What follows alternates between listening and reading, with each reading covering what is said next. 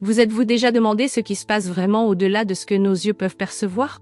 Aujourd'hui, vous entendrez un récit puissant sur la guerre spirituelle, les choix qui façonnent l'éternité, et comment l'amour et l'humilité peuvent surmonter même les forces les plus sombres.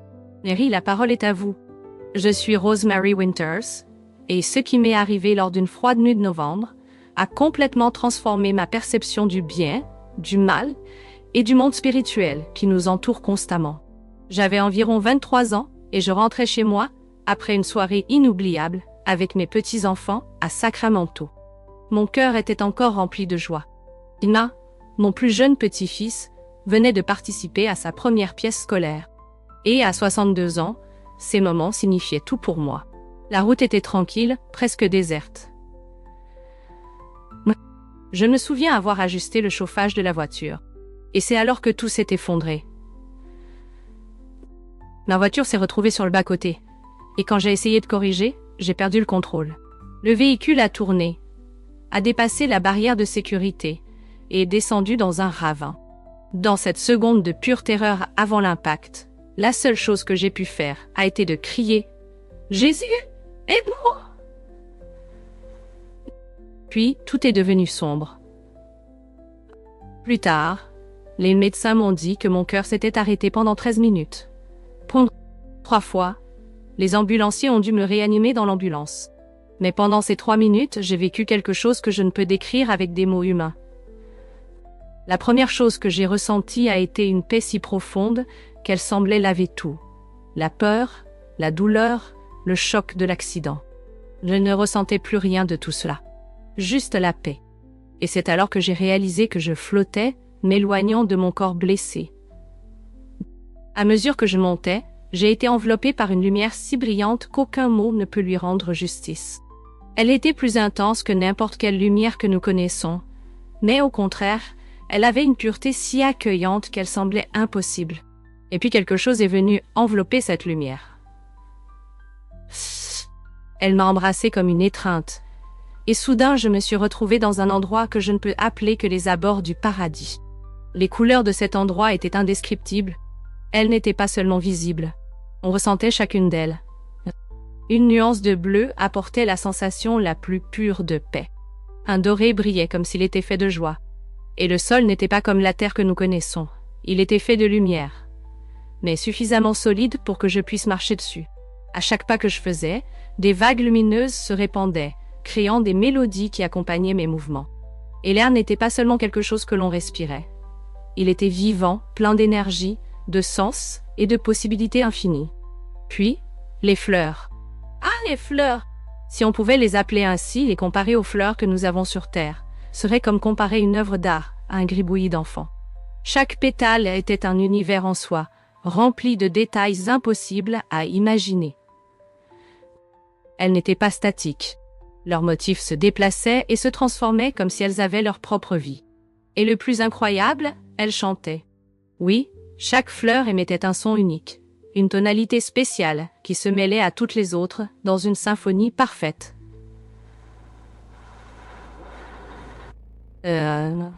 C'était une musique qui semblait venir de partout et en même temps de nulle part. Et cette musique, comment décrire l'indescriptible? Ce n'était pas seulement un son.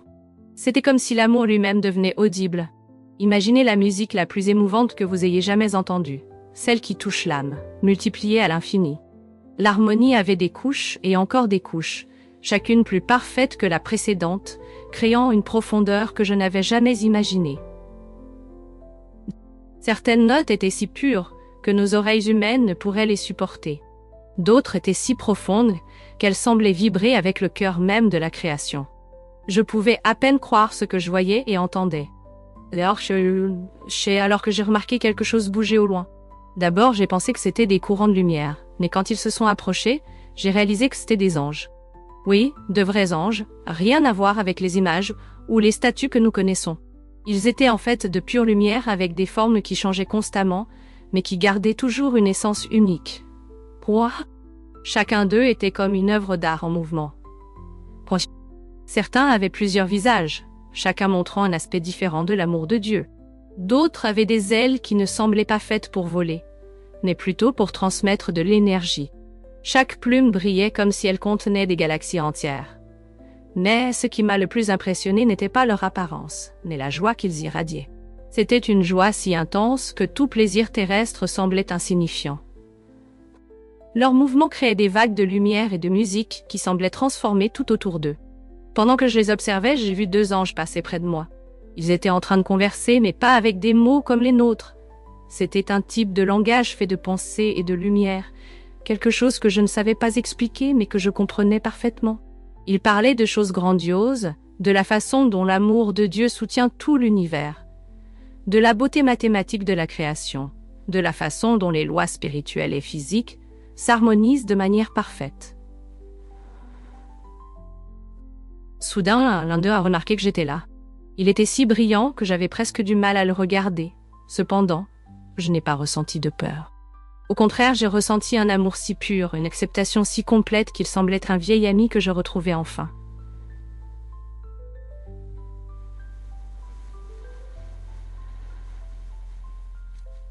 « Oh, Alice, bienvenue, ma petite sœur, m'a-t-il dit, non pas avec des mots, mais avec une pensée qui a résonné en moi. Tu es arrivée plus tôt que prévu, mais c'est merveilleux de te voir commencer à percevoir la réalité telle qu'elle est réellement. Oh, j'avais tant de questions, tant de choses que je voulais comprendre, mais avant que je ne puisse, c'est là que j'ai ressenti une nouvelle présence. Ce n'était pas seulement puissant, c'était indescriptible. Ce qui semblait déjà parfait a été éclipsé. C'était Jésus. Il était là devant moi, et tout autour de moi a disparu. Sa présence n'était pas seulement écrasante. C'était l'amour dans sa forme la plus pure. Quelque chose d'aussi incommensurable semblait embrasser mon âme. Imagine le moment le plus parfait de votre vie, multipliez-le par l'infini. C'est ainsi que je me suis sentie. Son visage brillait comme une lumière surpassant 1000 soleils. Mais malgré cela, je pouvais le regarder sans peur, sans douleur. En fait, plus je le regardais, plus je me sentais complète. Ses yeux avaient une profondeur infinie qui m'a fait comprendre, en un instant, tout ce que j'avais toujours cherché. « Rosemary », dit-il. Sa voix était comme entendre mon nom pour la première fois. Ce n'était pas seulement un son, mais quelque chose qui touchait le plus profond de mon être, comme s'il parlait directement à l'essence pour laquelle j'avais été créée. « Tu es arrivé plus tôt que prévu », continua-t-il. « Mais il y a quelque chose de très important que je dois te montrer avant que tu partes. » Il y avait tant d'amour dans ses yeux, mais aussi une gravité qui rendait évident que ce qu'il allait me montrer était d'une importance extrême. D'un simple geste, le décor autour de nous changea complètement. En un clin d'œil, je me retrouvais dans la salle du trône céleste. Je ne peux pas expliquer ce que j'ai vu. Les mots humains sont insuffisants. Le trône n'était pas seulement un symbole de pouvoir. C'était le centre même de tout ce qui existe. Lumière, amour et une énergie inexplicable émanaient de lui en vagues, comme s'il soutenait tout l'univers. Le sol, le sol. C'était comme une mer de verre mêlée de feu, mais il bougeait, dansait, et ne reflétait pas seulement la lumière. Il reflétait la vérité. Même chaque pas révélait quelque chose de nouveau sur qui est Dieu. Au-dessus du trône, il y avait un arc-en-ciel, mais pas comme celui que nous connaissons. Il semblait fait des promesses de Dieu, chaque couleur portant un message, une vérité. Autour du trône, il y avait des êtres si impressionnants que je ne pouvais pas croire ce que je voyais. Les séraphins étaient différents de tout. Chacun avait 6 ailes. 2 couvraient leur visage en révérence, 2 couvraient leurs pieds en humilité, et 2 les maintenaient en mouvement constant. Parfois, de l'obouche ou un. Ils n'adoraient pas seulement. Leur existence était une adoration pure. Il y avait aussi les chérubins, mais pas ces petits anges mignons que nous imaginons. Ils étaient puissants, majestueux. Leurs visages changeaient. Lion, bœuf, aigle, humain. Chaque forme semblait représenter quelque chose de grandiose sur la création et sur Dieu lui-même. Et parmi tous ces êtres magnifiques, un se distinguait. Il était plus glorieux, plus extraordinaire que tout ce que j'avais jamais vu. Sa beauté transcendait toute explication. Je pouvais imaginer que c'était Lucifer avant sa chute. Il n'était pas seulement beau, il était éblouissant, fait de quelque chose qui allait au-delà du physique. Il semblait que son propre être était composé de gemmes vivantes, émeraudes, rubis, saphirs et diamants. Ce n'étaient pas de simples pierres, mais de la lumière pure, cristallisée en forme. Chaque mouvement qu'il faisait générait une explosion de couleurs, et une harmonie qui semblait contagieuse, reflétée et amplifiée par les autres anges. Ses ailes étaient grandioses, si vastes qu'elles semblaient contenir des galaxies entières dans leur étendue. Mais ce qui m'impressionnait le plus n'était pas son apparence, mais sa présence. Il avait un charisme si puissant qu'il attirait tout autour de lui sans le moindre effort. Quand il chantait, il semblait que tout le ciel vibrait avec sa voix. Une adoration qui était à la fois parfaite et dévastatrice. Jésus, à mes côtés, parla d'une voix calme, mais pleine d'autorité. Fais attention, Rosemary. Peu de gens ont la chance de voir ce que je suis sur le point de te montrer. Comprendre cela est essentiel pour comprendre la véritable bataille qui se livre pour chaque âme. En observant, je remarquai quelque chose de subtil. Lucifer dirigeait l'adoration céleste de manière impeccable, mais il y avait quelque chose de différent. Les autres anges concentraient toute leur attention et leur gloire sur le trône. Mais Lucifer semblait conscient de lui-même, du rôle qu'il jouait. C'était quelque chose de si discret qu'au début, je ne pouvais pas identifier exactement ce qui se passait. Jésus, percevant ma confusion, expliqua. Lucifer a été créé comme le sommet de la perfection, plein de sagesse et de beauté incomparables. Il était le gardien du trône de mon Père, le chef de toute l'adoration au ciel. Mais vois ce qui se passe quand quelqu'un commence à valoriser les dons au-dessus du donateur. Alors je commençais à comprendre. Les mouvements de Lucifer devinrent légèrement plus théâtraux, ses gestes plus extravagants. C'était comme s'il devenait de plus en plus conscient de sa propre performance, ajoutant de petits détails qui détournaient même subtilement l'attention de sa capacité, au lieu de rediriger toute la gloire à Dieu. Pendant ce temps, les autres anges restaient immergés dans une adoration pure. Leur forme changeait constamment. Parfois, ils étaient de pure lumière, d'autres fois, des flammes vivantes. Et à d'autres moments, ils prenaient des formes si complexes que mon esprit humain luttait pour les suivre. Chacun d'eux était unique, beau et avait un but clair, mais aucun ne cherchait à attirer l'attention sur lui-même. J'ai vu des anges qui semblaient faits de musique. Ils ne chantaient pas seulement, mais leur propre existence était une symphonie vivante de louanges. D'autres, tout aussi fascinants, se déplaçaient comme si les mathématiques étaient en action. Chaque geste était une équation parfaite qui révélait l'ordre de Dieu dans l'univers. Certains anges semblaient être des bibliothèques vivantes, préservant les histoires de la fidélité divine à travers toute la création. Il y en avait d'autres qui brillaient comme des miroirs de la lumière de Dieu, amplifiant et répandant cette lumière partout pointoint. D'autres, agiles et rapides, étaient des messagers, voyageant entre le ciel et la terre, avec un but clair. Et il y avait les puissants et imposants guerriers, dont la simple présence était un rappel de la protection inébranlable de Dieu sur toute la création. Le plus impressionnant était de voir comment tous ces anges si différents travaillaient en parfaite harmonie. C'était comme observer une danse céleste. Chaque mouvement était synchronisé, chaque action contribuait à un tout plus grand. Il n'y avait pas de compétition, de jalousie ou de désir d'être quelque chose qui n'avait pas été créé pour être. Jésus me montra comment chaque ange jouait un rôle unique dans la création. Certains veillaient à ce que les lois de la physique continuent de fonctionner parfaitement, que la gravité existe, que la lumière obéisse aux règles du Créateur, que les atomes restent unis. D'autres prenaient soin des étoiles et des planètes, veillant à ce que tout dans le cosmos soit exactement à sa place. Certains étaient comme des chroniqueurs éternels, enregistrant chaque événement dans l'histoire de l'univers. D'autres consacraient leur existence à répondre aux prières, tandis que certains combattaient dans des batailles invisibles aux yeux humains. Chaque ange avait un but, et tous semblaient trouver une joie absolue à accomplir leur mission. L'harmonie du ciel était indescriptible. Ce n'était pas seulement de la musique, bien que la musique fût extraordinaire. C'était une question de relation parfaite, de but clair et d'amour sans limite. Chaque ange comprenait son rôle et s'en réjouissait, sachant qu'il contribuait à quelque chose de bien plus grand. Jésus expliqua comment cette harmonie était maintenue. Cette perfection n'est possible que parce que chaque être se concentre sur Dieu et non sur lui-même, dit-il. La véritable adoration n'est pas une question de qui adore, mais de qui est adoré. Quand quelqu'un commence à se concentrer sur lui-même, plutôt que sur le Créateur, la corruption commence. Il me montra alors quelque chose de plus profond. L'adoration des anges n'était pas simplement un acte de louange. Chaque note qu'ils chantaient, chaque mouvement qu'ils faisaient, était comme un canal pour que le pouvoir et l'amour de Dieu coulent à travers l'univers. L'harmonie céleste soutenait l'harmonie de toute la création. Chaque pensée de louange, chaque action synchronisée, contribuait à l'ordre parfait que Dieu avait établi. Puis Jésus dirigea mon attention vers Lucifer. « Maintenant, fais attention, dit-il. Tu verras comment l'orgueil peut détruire même l'être le plus parfait. » En observant, Jésus commença à me montrer quelque chose qui brisa mon cœur. C'était le début de la corruption de Lucifer. Ce qui m'impressionna le plus, c'est que sa chute ne se produisit pas d'un seul coup.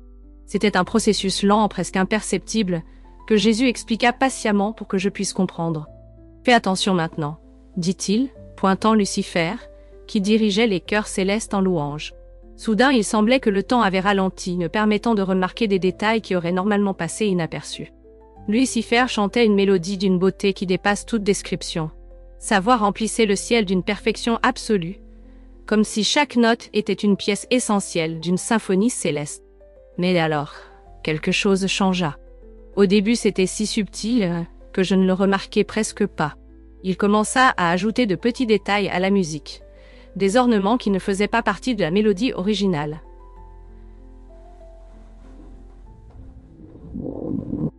Et c'est ici, expliqua Jésus, que la première graine de l'orgueil a commencé à croître. Vois comment il commence à se concentrer plus sur ce qu'il fait que sur ce qu'il adore. À mesure que la scène se déroulait, je remarquai un autre comportement. Lucifer commença à se regarder. Le sol du ciel était comme du cristal pur, reflétant sa forme impeccable. Au début, ce n'était que des regards furtifs, comme une distraction momentanée. Mais avec le temps, il commença à passer plus de temps à observer, admirant comment la lumière se reflétait sur son corps, orné de gemmes qui semblaient être vivantes. Jésus, avec une expression de tristesse, révéla les pensées de Lucifer à ces moments-là. D'abord, il pensa « Comme Dieu m'a fait beau ». C'était une pensée qui semblait innocente, mais qui se transforma rapidement en quelque chose de plus dangereux, de plus significatif.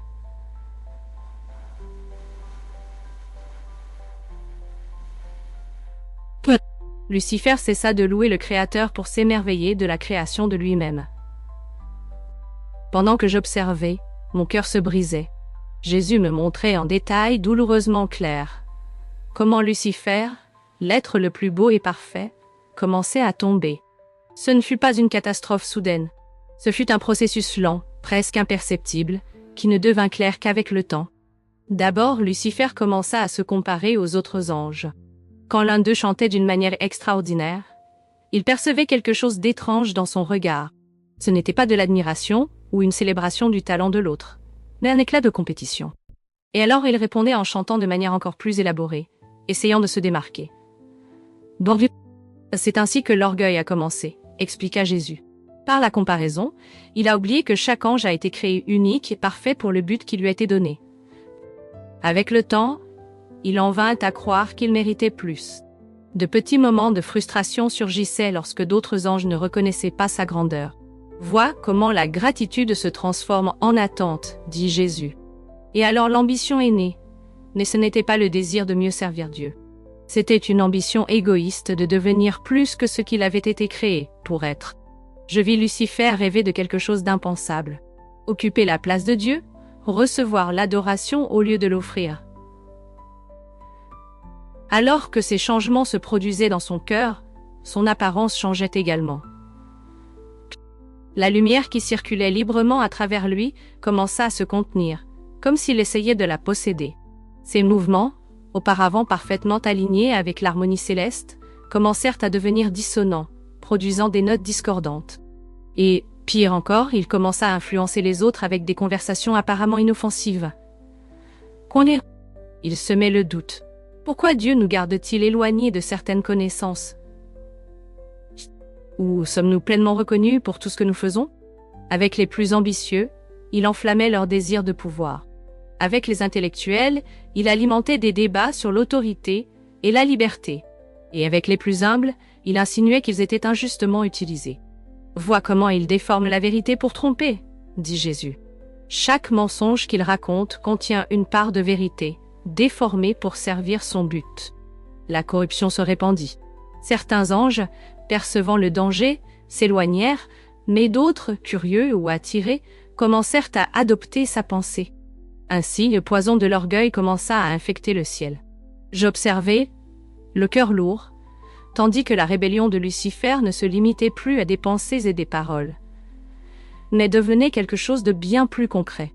Il commença à organiser ses partisans, formant une sorte de hiérarchie. C'était comme une parodie déformée de l'ordre parfait du ciel. Il offrit des positions de pouvoir à ceux qui montraient une loyauté inébranlable, créant ce que je ne peux décrire autrement que comme un gouvernement sombre au sein du ciel lui-même. Ce qui m'ébranla le plus fut de voir les changements chez les anges qui le suivaient. Leur lumière autrefois radieuse commença à s'éteindre. Leurs mouvements, qui étaient auparavant comme des danses gracieuses, devinrent plus lourds. Leur voix, autrefois douce et harmonieuse, avait maintenant un ton rauque, presque dissonant. Mais ils ne s'en rendaient pas compte. Comme Lucifer, ils commencèrent à croire que leur insatisfaction croissante était la preuve qu'ils méritaient plus, et non un signe qu'ils perdaient quelque chose de précieux. Jésus m'expliqua que l'orgueil de Lucifer ne corrompait pas seulement ses actions, mais aussi sa perception. Vois comment il interprète tout de manière déformée, dit Jésus. Quand Dieu est miséricordieux, il voit de la faiblesse. Quand Dieu établit des limites, il voit des restrictions et non de la protection. Quand Dieu reçoit l'adoration, il croit qu'il l'accumule pour lui-même, au lieu de la partager avec sa création. Puis vint le moment de la rébellion ouverte. Finalement, ce ne fut pas un acte brutal, mais le résultat inévitable de tout ce qui s'était passé jusqu'alors. Je vis Lucifer rassembler ses partisans, maintenant un tiers des anges du ciel, pour ce qui semblait être un autre service de louange, mais ce n'était pas le cas.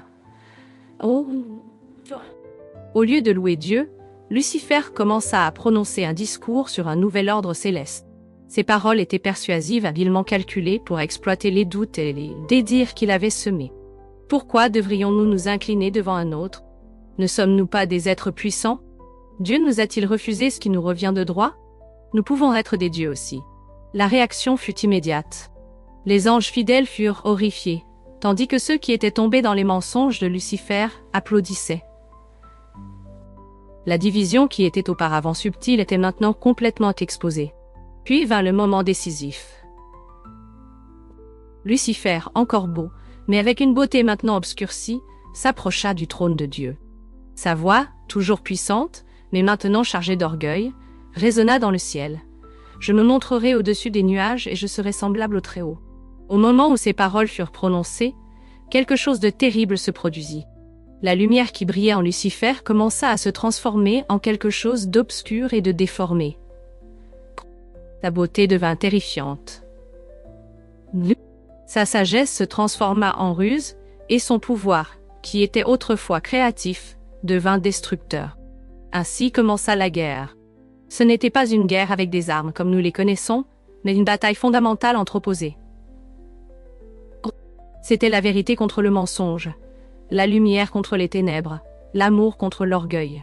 Les anges fidèles, dirigés par Michel, affrontèrent Lucifer et ses partisans avec courage et détermination. Jésus me montra comment cette guerre résonnait à travers la création. Chaque confrontation entre la lumière et les ténèbres générait des ondes de choc qui ébranlaient l'univers. L'équilibre même de la réalité semblait en jeu, tandis que des créatures tentaient de défier le pouvoir et l'autorité de leur créateur. Les anges fidèles combattaient comme un seul corps, leurs mouvements parfaitement synchronisés, comme une danse guidée par la volonté de Dieu. Chaque action s'enchaînait en harmonie, reflétant l'unité divine. En revanche, les partisans de Lucifer combattaient avec une intensité féroce, mais manquaient de véritable unité. Au fond, chacun était plus préoccupé par lui-même que par le groupe en confrontait directement Lucifer. La bataille entre eux était au-delà de ma compréhension humaine, mais je parvins à entrevoir l'essence de ce qui se passait.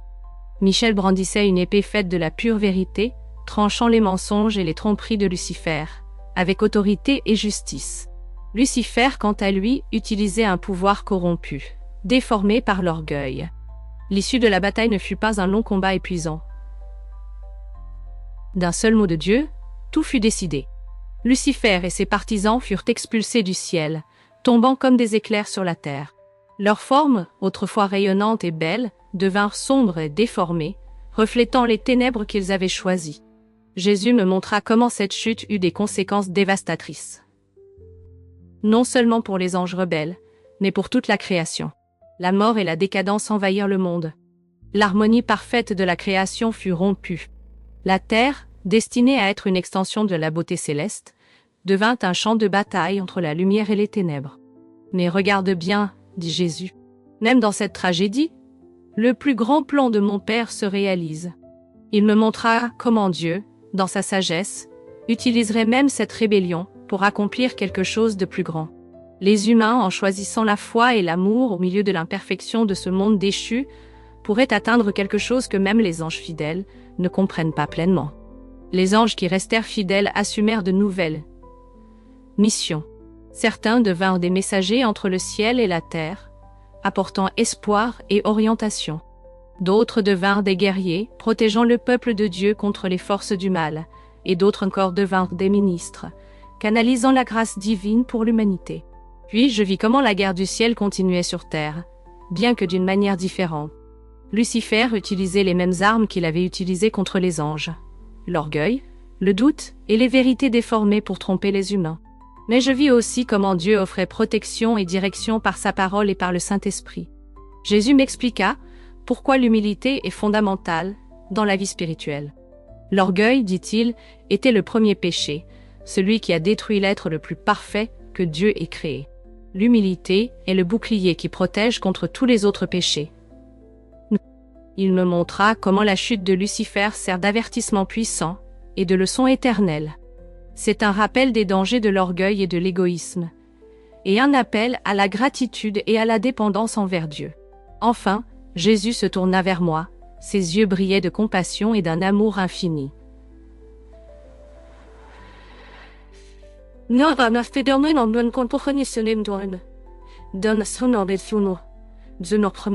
Infini.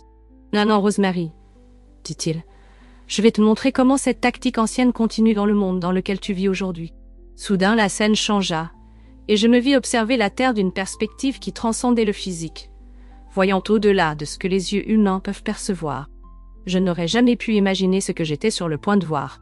Quand la scène apparut devant moi, je sentis comme si le monde physique n'était qu'un voile translucide semblable à de l'eau cristalline.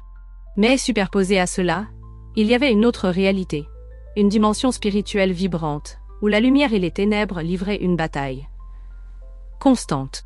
C'était comme si deux mondes coexistaient, le matériel et le spirituel, interagissant sans cesse. Fais attention, dit Jésus. Ce que je vais te montrer t'aidera à comprendre la véritable nature de la guerre spirituelle. Je vis des fils de lumière, reliant les gens au ciel. Certains étaient forts et brillants, irradiant la vie, tandis que d'autres étaient faibles et presque invisibles. Ces connexions semblaient pulser avec des prières, des actes de bonté et des moments de louange. Autour de certaines personnes, en particulier celles engagées dans des prières profondes, il y avait une lumière si intense que les ténèbres semblaient reculer. Mais les ténèbres n'étaient pas inactives. Je vis des tentacules sombres sortir des ombres essayant de s'accrocher aux gens. Ils n'étaient pas physiques, mais des influences spirituelles, des doutes, des tentations et des tromperies, aussi subtiles que dangereuses. Elles semblaient utiliser les mêmes tactiques que Lucifer avait utilisées au ciel, adaptées aux faiblesses humaines. Jésus commença à m'expliquer ce que je voyais. La guerre qui a commencé au ciel se déroule maintenant dans les cœurs humains, dit-il. Satan ne peut forcer personne à pécher, tout comme il ne pouvait forcer les anges à se rebeller, mais il utilise les mêmes outils. L'orgueil, le doute et les vérités déformées. Je vis comment cette guerre spirituelle se déroulait dans la vie quotidienne des gens. Un homme d'affaires était sur le point de prendre une décision importante. Autour de lui, je vis des forces spirituelles en action. La lumière murmurait sur l'honnêteté et l'intégrité, tandis que les ténèbres suggéraient « Ce n'est pas grave, tout le monde le fait ». L'ennemi présente rarement quelque chose d'évidemment maléfique, expliqua Jésus. Il préfère de petits compromis qui éloignent les gens de la vérité. Un pas à la fois. Je vis des gens vivre leur quotidien, inconscients des forces invisibles autour d'eux. Je vis une mère prise par la frustration, parlant durement à son enfant. Pendant un moment, l'obscurité autour d'elle semblait croître. Mais quand elle s'arrêta, inspira profondément et choisit d'être patiente, la lumière autour d'elle s'intensifia. Jésus me montra comment le monde moderne peut nous nuire spirituellement. Les gens d'aujourd'hui, dit-il, sont bombardés de bruit, de distractions et de divertissements. Cela rend difficile d'entendre la douce voix de la vérité. Je vis comment les réseaux sociaux et la technologie pouvaient être utilisés pour le mal. Ils ne sont pas mauvais par nature, mais deviennent facilement des outils pour propager l'orgueil, l'envie et la division. Les mêmes graines de comparaison et de désir de reconnaissance qui ont conduit à la chute de Lucifer se manifestent maintenant à travers les likes et les commentaires. Mais regarde, dit Jésus, ce qui se passe quand quelqu'un choisit de résister à ces influences. Il me montra un jeune homme sur le point de publier quelque chose de cruel sur un collègue. Il hésita, réfléchit, et au lieu de cela écrivit quelque chose de gentil. Je vis la lumière inonder l'esprit de cette personne, renforçant sa connexion avec le ciel.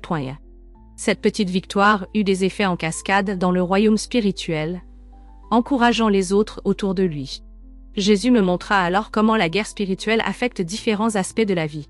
Dans les relations, je vis comment l'orgueil et l'égoïsme créaient des barrières entre les gens, tandis que l'humilité et le pardon construisaient des ponts de lumière.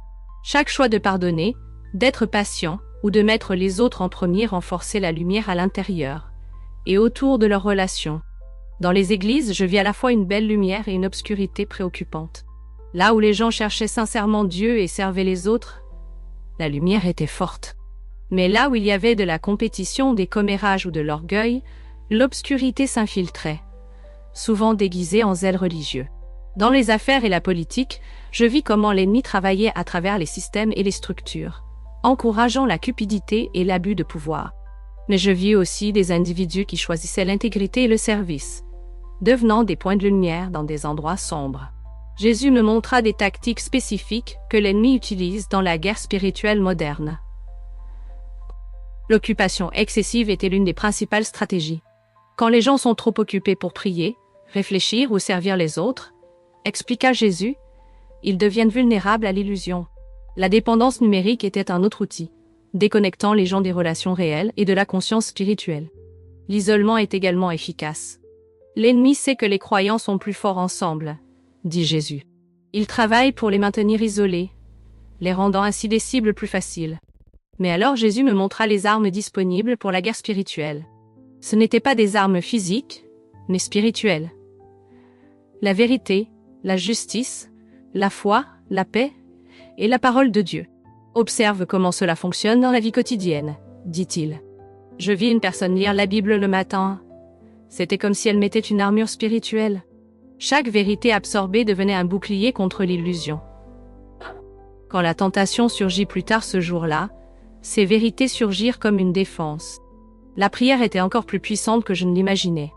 Quand les gens priaient, c'était comme s'ils se connectaient directement à une source de lumière et de pouvoir. Je vis les prières monter comme des faisceaux de lumière, renforçant les connexions entre le ciel et la terre. Mais l'arme la plus puissante, expliqua Jésus, était l'amour. Il me montra comment un amour authentique et altruiste était comme de la kryptonite pour les forces des ténèbres. Quand quelqu'un choisit d'aimer un ennemi, de pardonner une offense ou de servir sans reconnaissance, cela crée des explosions de lumière que l'obscurité ne peut surmonter. Jésus révéla quelque chose qui me fascinait. Comment les anges sont impliqués dans la guerre spirituelle. Je vis des anges gardiens, protégeant des gens, des anges guerriers combattant les forces des ténèbres, et des anges messagers, apportant des orientations et de l'encouragement. Ces fidèles, expliqua Jésus, continuent à servir dans la bataille qui a commencé au ciel. Ils protègent, guident et renforcent les croyants, bien qu'ils restent généralement invisibles. Je vis des anges renforcer quelqu'un qui luttait contre la dépression, apportant le réconfort et l'espoir de Dieu. Je vis des anges protéger un enfant du danger, guider un pasteur dans la préparation d'un sermon, et encourager un missionnaire dans une situation difficile. Mais Jésus précisa que bien que les anges aident, les choix cruciaux appartiennent aux humains. Chaque personne doit choisir qui elle servira, dit-il. Même un ange ne peut faire ce choix pour elle. Jésus me montra comment la guerre spirituelle se concentre souvent sur l'esprit. La bataille, dit-il, se déroule en grande partie sur ce que les gens croient et sur ce qu'ils choisissent de se concentrer. Je vis comment les pensées négatives, si elles étaient nourries, pouvaient devenir des brèches pour les ténèbres.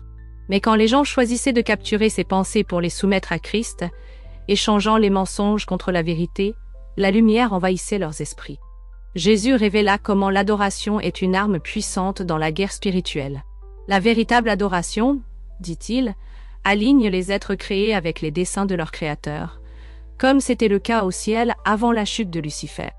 Je vis des gens en adoration et c'était comme s'ils se joignaient au chant éternel du ciel. La prière et la louange renforçaient la lumière autour d'eux et repoussaient les ténèbres. Même dans des circonstances difficiles, choisir d'adorer apportait une avancée spirituelle. Puis, Jésus me montra quelque chose de particulièrement pertinent pour notre époque. Comment la guerre spirituelle se manifeste à l'ère numérique. Je vis à la fois des opportunités et des dangers dans la technologie et les réseaux sociaux. L'ennemi, expliqua Jésus, cherche à utiliser ces outils pour promouvoir l'orgueil, la division et l'isolement. Mais ils peuvent aussi être utilisés pour propager la vérité et encourager la connexion. Je vis des gens utiliser leur téléphone et ordinateur. Certains édifiaient les autres, partageant des vérités et promouvant des communautés authentiques. D'autres, au contraire, détruisaient, répandant des mensonges ou alimentant leur propre orgueil. Le même orgueil qui a corrompu Lucifer opère maintenant sur les réseaux sociaux, dit Jésus. L'autopromotion constante, la recherche de likes et de followers, les images soigneusement éditées, qui génèrent des comparaisons et de l'insatisfaction. Mais il me montra aussi des gens utilisant ces plateformes pour encourager, partager leur foi et créer des connexions authentiques. L'outil en lui-même est neutre, expliqua Jésus. Ce qui compte, c'est le cœur derrière son utilisation. Je vis comment la guerre spirituelle affecte différentes générations de manière unique. Les personnes âgées luttaient souvent contre l'isolement et la tentation de se sentir inutiles ou non aimées. Les adultes d'âge moyen faisaient face à des batailles, liées au surmenage et au matérialisme. Les jeunes adultes traversaient des crises d'identité et de but. Les adolescents subissaient une pression intense pour se conformer et se démarquer. Les enfants étaient de plus en plus exposés aux ténèbres à travers les médias et les influences culturelles. Mais Jésus me montra aussi comment chaque génération avait des forces uniques dans la guerre spirituelle. Les personnes âgées avaient la sagesse et le pouvoir dans la prière. Les adultes d'âge moyen pouvaient influencer diverses sphères de la société. Les jeunes adultes apportaient énergie et idéalisme au royaume de Dieu. Les adolescents étaient de puissants témoins pour leur père. Les enfants, avec leur foi simple mais forte, irradiaient la lumière de manière pure. La clé, dit Jésus, est que toutes les générations travaillent ensemble, chacune apportant ses forces à la bataille spirituelle.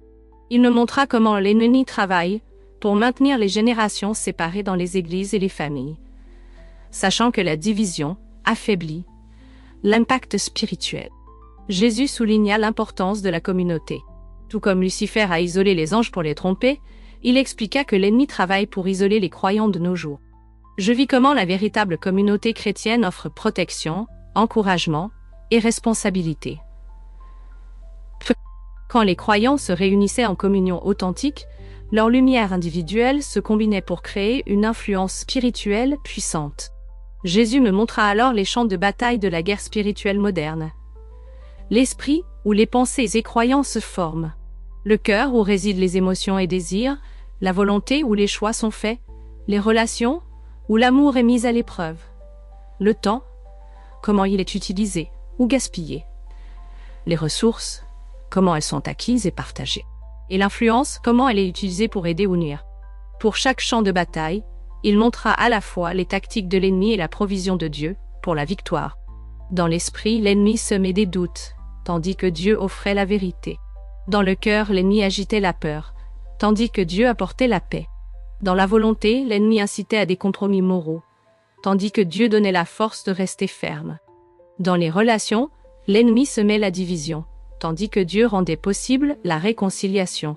Dans l'utilisation du temps, l'ennemi favorisait le gaspillage, tandis que Dieu enseignait une bonne gestion. Dans les ressources, l'ennemi stimulait la cupidité, tandis que Dieu inspirait la générosité. Dans l'influence, l'ennemi suggérait la manipulation, tandis que Dieu montrait le leadership serviteur. Jésus me montra aussi comment chaque ange fidèle a affronté son moment de décision lorsqu'il a été confronté au mensonge de Lucifer. Leurs réponses variaient, mais toutes se centraient sur une vérité cruciale. Ils reconnaissaient que leur beauté et leur pouvoir étaient des dons de Dieu, et non des raisons d'orgueil. Je vis Michel, le grand guerrier, affronter la tentation de Lucifer. Lucifer tenta de jouer avec la force et l'autorité de Michel, suggérant qu'un être si puissant méritait plus de reconnaissance. La réponse de Michel fut simple, mais profonde. Toute ma force vient de Dieu, et je la rends en service. Ce que tu proposes ne se compare pas à la joie de le servir. La conversation avec Gabriel fut différente. Lucifer tenta de le séduire avec plus de connaissances et d'influence, sachant son rôle de messager principal du ciel.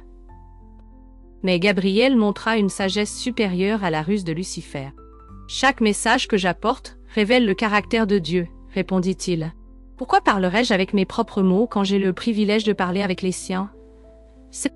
Jésus me montra les différents degrés et rôles des anges fidèles, chacun enseignant des leçons uniques sur le service et la dévotion. Les séraphins, ces puissants êtres proches du trône de Dieu, démontraient une adoration parfaite.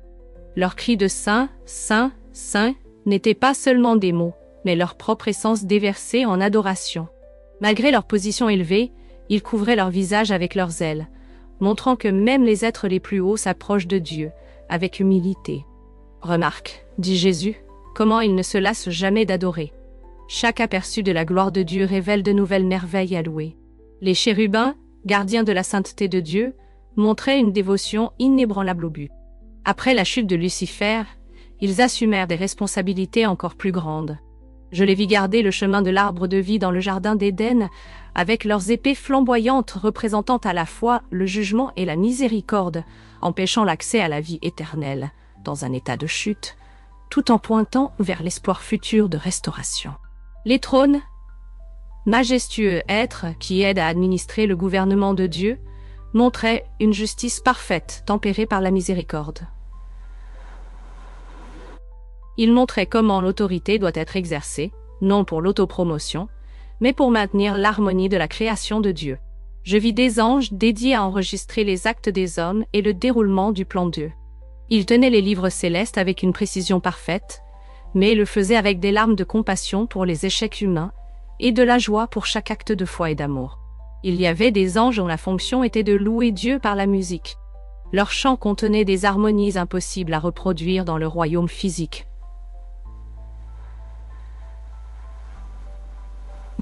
Ce qui m'impressionna, c'est que même après des ères d'existence, ils découvraient encore de nouveaux aspects du caractère de Dieu à louer.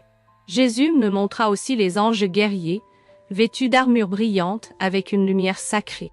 Ceux-ci, expliqua Jésus, ne combattent pas pour la gloire, mais par amour, l'amour de Dieu et de ceux qu'il protège. Je vis les anges gardiens accomplir leur tâche avec une dévotion incroyable.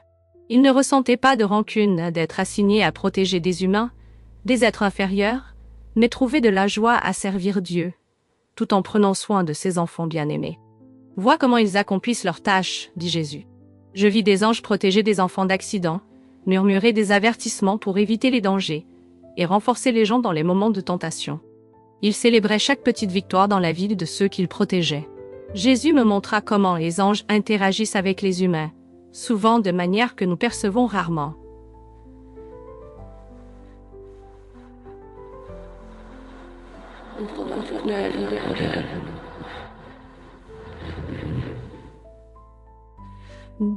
Je les vis recueillir les prières comme un trésor précieux et les apporter devant le trône de Dieu. Ils ajoutaient leurs propres prières aux nôtres, leur compréhension parfaite de la volonté de Dieu enrichissant nos supplications. imparfaite. Je vis des anges ministrant à des personnes en deuil, les enveloppant de leurs ailes invisibles de réconfort. Bien que les gens ne puissent pas voir leur consolateur, la paix qu'ils ressentaient était bien réelle. Mes fidèles, expliqua Jésus, travaillent souvent à travers des moyens naturels. Une pensée encourageante, un appel opportun d'un ami, un verset des Écritures qui vient à l'esprit au moment exact. Je vis quelque chose qui me toucha profondément. Des anges célébrant avec une joie radieuse chaque fois qu'un pécheur se repentait. Chaque fois que quelqu'un choisissait de pardonner ou préférait l'amour à la haine, ils dansaient de pure joie, même sachant que les humains ne pouvaient pas les voir. Pour eux, la joie résidait dans notre croissance spirituelle. Et cela suffisait. Jésus alors me montra comment les anges participaient à la guerre spirituelle. Contrairement à ce que nous voyons dans les films ou imaginons, leur bataille ne concerne pas les épées ou la violence. C'est une bataille plus profonde. La vérité contre le mensonge, la lumière contre les ténèbres, l'amour contre la haine. Je vis des anges renforcer des personnes qui faisaient face à des défis pour rester fidèles à la vérité. Ils ne combattaient pas les batailles pour nous, mais nous donnaient le soutien spirituel nécessaire pour vaincre. Ils n'ont jamais voulu de reconnaissance, expliqua Jésus. Leur joie réside dans le fait de voir mes enfants fermes dans la vérité.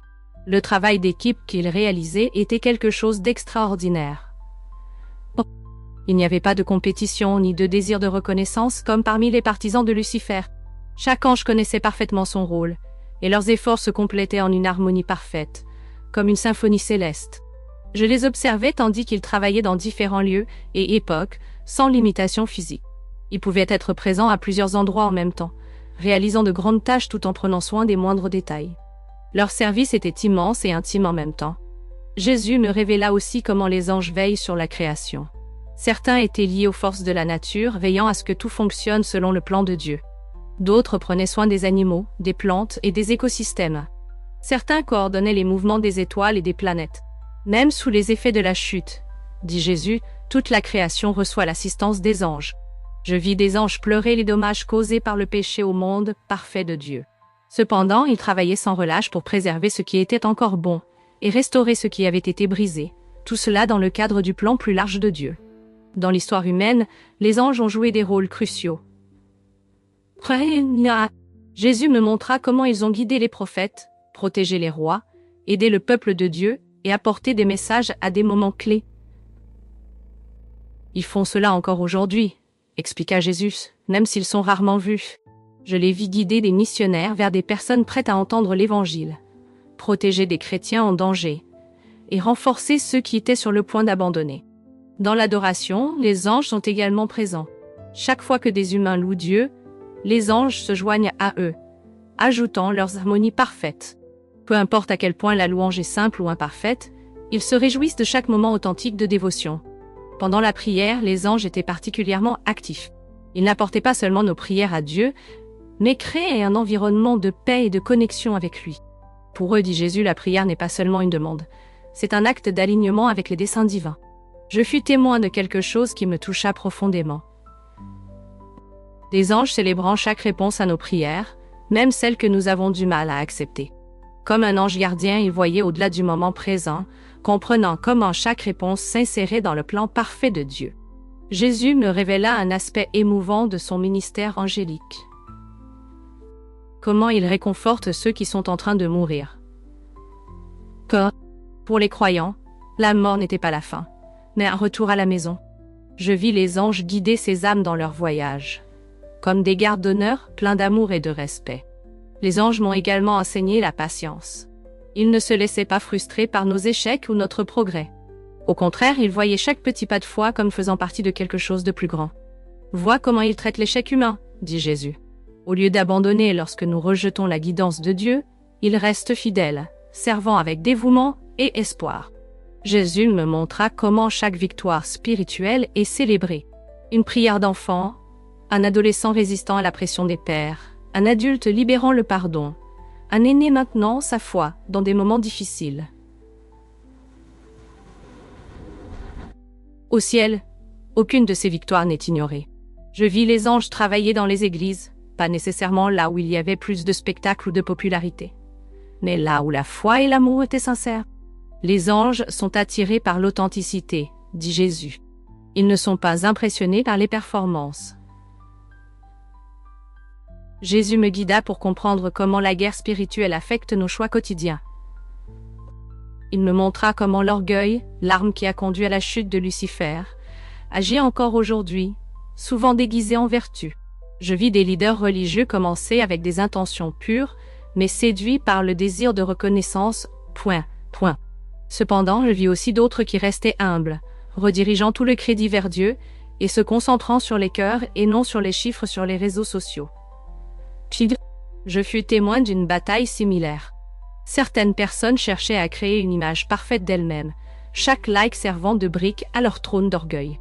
D'autres, cependant, utilisaient ces mêmes plateformes pour encourager, partager la vérité et établir des connexions réelles. Le cœur derrière l'utilisation, expliqua Jésus, est ce qui fait toute la différence. Il révéla aussi comment la technologie peut nous éloigner ou nous rapprocher de Dieu. Je vis des choix quotidiens se faire. Utiliser le téléphone pour fuir la réalité ou pour organiser des gestes de bonté et encourager les autres.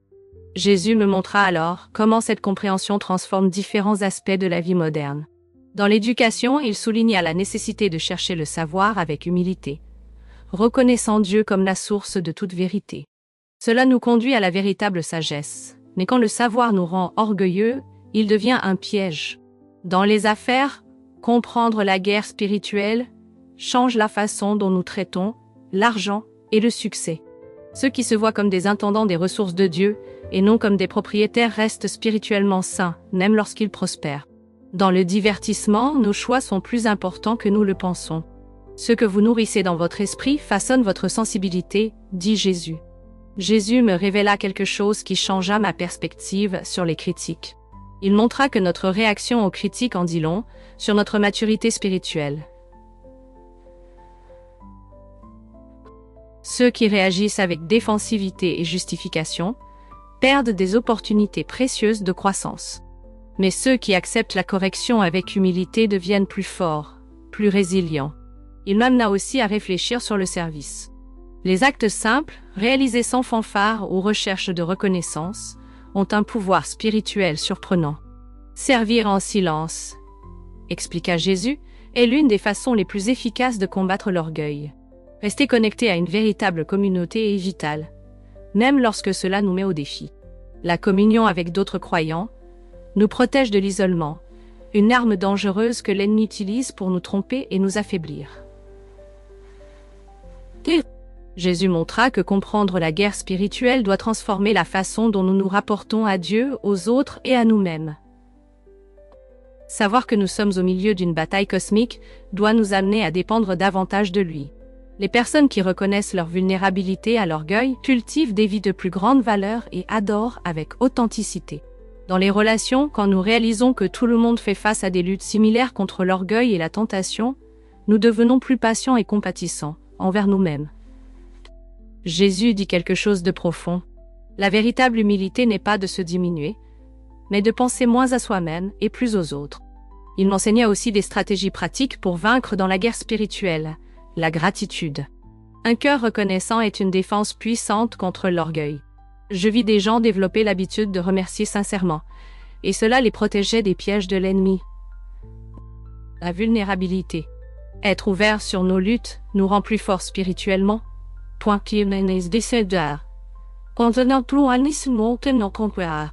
Alors que l'orgueil construit des barrières, la vulnérabilité construit des ponts.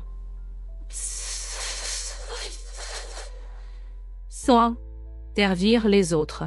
Les actes de service, surtout quand personne ne regarde, ont un impact profond. Ils détruisent l'orgueil, la même faille qui a conduit Lucifer à la chute. L'étude de la Bible. La vérité de la parole de Dieu est un bouclier contre les mensonges de l'ennemi. Jésus souligna comment rester ferme dans la vérité nous protège des distorsions que l'ennemi tente de propager. L'adoration sincère. L'adoration centrée sur Dieu, et non sur la performance ou l'apparence, crée un bouclier spirituel. Je vis comment la véritable louange repousse les ténèbres et renforce les croyants.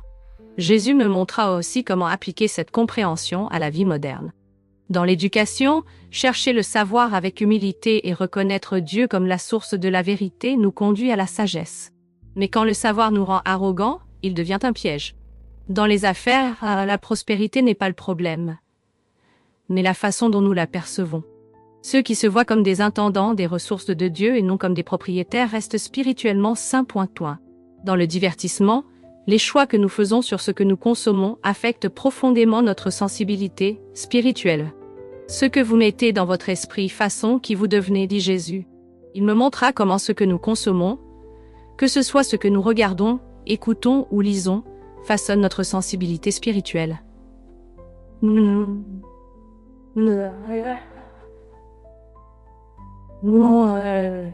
Il dit, ce que vous nourrissez dans votre esprit peut renforcer ou affaiblir vos défenses spirituelles. Dans les relations, Jésus souligna quelque chose de libérateur. Nos véritables ennemis ne sont pas les personnes autour de nous, mais les forces spirituelles qui cherchent à nous diviser. Il expliqua, si vous comprenez cela, vous pourrez répondre avec amour au lieu de réagir avec colère ou ressentiment. Puis il me montra quelque chose de beau sur la fin de l'histoire. À la fin, dit-il, l'amour triomphe toujours de l'orgueil. Je vis comment l'amour, démontré à travers de petits actes de service, d'humilité et d'adoration sincère, transformait des vies et des communautés. Je vis des gens ordinaires briller comme des lumières dans leur sphère d'influence. Un enseignant enseignant avec patience et passion, montrant l'amour de Dieu dans chaque leçon. Un leader d'entreprise qui choisit de diriger avec humilité, transformant l'environnement de travail. Un parent décidant de briser les cycles d'orgueil familial, choisissant l'amour et le pardon. Une adolescente influençant ses amis avec sa véritable humilité et sa fermeté dans la foi. Un retraité trouvant joie et but dans de petits actes de bonté. Jésus expliqua que chaque petite victoire sur l'orgueil contribue au plan plus grand de Dieu. Quand vous choisissez l'humilité au lieu de l'orgueil, le service au lieu de l'automotivation, l'amour au lieu de l'indifférence, vous aidez à guérir les blessures laissées par la chute de Lucifer. Il m'enseigna à voir la vie d'une manière différente. Le véritable succès n'est pas de surpasser les autres, mais de vivre le but unique que Dieu a pour vous. Les difficultés sont des opportunités déguisées, des moments pour grandir spirituellement et montrer la force de la foi. Chaque choix, aussi petit soit-il, est significatif. Notre plus grand appel, dit-il, n'est pas de chercher la grandeur, mais de refléter le caractère de Dieu à travers le service humble. Jésus souligna également la nécessité de changer la façon dont nous voyons la vie de l'Église. L'adoration doit être centrée sur Dieu, non sur la performance pour impressionner les autres. Le service doit être motivé par un amour sincère, et non par obligation ou recherche de louange. La véritable communion renforce les croyants, les protégeant contre les attaques spirituelles et favorisant la croissance au punti. Le leadership doit être marqué par l'humilité, suivant l'exemple de Jésus, et non par des jeux de pouvoir. Enfin, il expliqua que la victoire ne réside pas dans de grandes réalisations visibles, mais dans les petites décisions quotidiennes qui honorent Dieu. C'est dans la constance, dit-il, que la véritable bataille spirituelle est gagnée. La force spirituelle ne vient pas de grands exploits visibles, mais de quelque chose de plus simple et puissant, l'humilité et l'amour pratiqué jour après jour. Jésus me montra comment ces choix construisent une base solide au fil du temps, lorsque nous restons attentifs à ce qui se passe réellement dans le royaume spirituel, lorsque nous nous connectons à d'autres croyants qui nous soutiennent et nous aident à grandir, et lorsque nous offrons de la grâce, en reconnaissant nos propres faiblesses. Il me révéla quelque chose qui changea tout. L'amour triomphe toujours, dit Jésus. Non par la force, mais parce que les gens choisissent librement la vérité et l'amour. Chaque petit acte d'humilité, chaque décision de placer l'amour au-dessus de l'orgueil, contribue à cette victoire finale. Peu importe à quel point cela semble petit, tout compte. Quand notre temps ensemble touchait à sa fin, Jésus me laissa avec un objectif clair. Partage ce que tu as vu, dit-il, n'est pas pour effrayer ou impressionner. Partage pour encourager. Montre aux gens ce que signifie vivre dans l'humilité et l'amour sacré. Il mentionna de le faire avec espoir. Car la guerre spirituelle ne doit pas inspirer la peur, mais la confiance dans la victoire du bien. Avec humilité, car connaître ces vérités ne nous rend pas meilleurs, juste plus conscients. Avec amour, car le but est de rapprocher les autres de Dieu, Pas d'exhiber des connaissances. Avec sagesse, car chaque personne a besoin d'entendre différentes parties de ce message au bon moment. Avec une tendresse indescriptible, Jésus toucha mon front, et je retournai dans mon corps brisé, tandis que les ambulanciers luttaient pour sauver ma vie. Ma récupération physique fut longue, mais mon esprit changea immédiatement. Je ne serai plus jamais la même.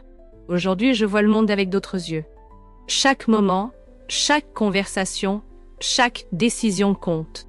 Chaque seconde est une opportunité de choisir entre l'amour et l'orgueil, entre servir ou chercher la reconnaissance. Je partage cela non pour attirer l'attention sur moi, mais pour ouvrir vos yeux sur ce qui se passe dans le royaume spirituel. La bataille qui a commencé avec l'orgueil de Lucifer continue encore, mais la victoire est déjà garantie pour ceux qui choisissent l'humilité et l'amour. Alors, la prochaine fois que vous vous sentirez tenté de chercher la reconnaissance ou d'agir par orgueil, souvenez-vous de la chute de Lucifer, et plus important encore, souvenez-vous de Jésus, qui a choisi l'humilité et l'amour, même ayant tout le pouvoir de l'univers. Le choix vous appartient. Choisissez l'amour, choisissez l'humilité, choisissez la vie. Quel témoignage incroyable et plein de sagesse! Nous sommes profondément reconnaissants pour ces paroles qui nous rappellent l'importance de l'amour, de l'humilité et de la façon dont chaque petit choix peut avoir un impact éternel. La bataille spirituelle est réelle, mais l'amour triomphe toujours. Et chaque pas vers l'humilité et le service est un pas vers la victoire.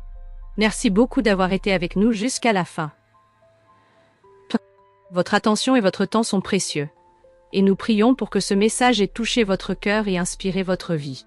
Que Dieu vous bénisse, vous et votre famille, renforçant chaque choix que vous faites en faveur de l'amour et de la vérité. Si ce témoignage vous a touché, partagez-le avec quelqu'un qui pourrait également bénéficier de ce message, et souvenez-vous, l'amour triomphe toujours.